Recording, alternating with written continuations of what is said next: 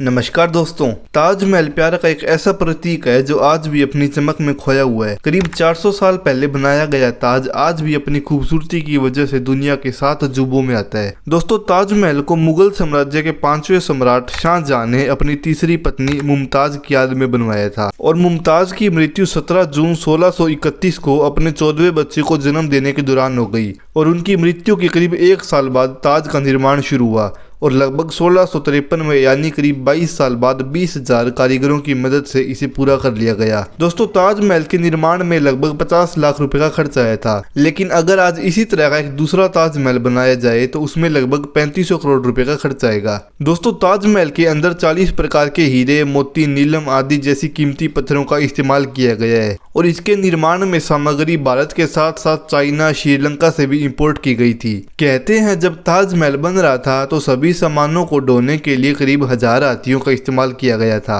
और ताजमहल के निर्माण के कुछ सालों बाद शाहजहां के बेटे औरंगजेब ने अपने पिता को जेल में डाल दिया। जेल में रहने के करीब 8 साल बाद यानी कि करीब 1666 में उनकी मृत्यु हो गई और इसके बाद उनकी शव को भी मुमताज के शव के साथ ही ताजमहल में दफना दिया गया। दोस्तों, शाहजहां के बारे में कहा जाता है कि ताजमहल के निर्माण के पूरा होने के बाद उन्होंने सभी मजदूरों के हाथ कटवा दिए थे,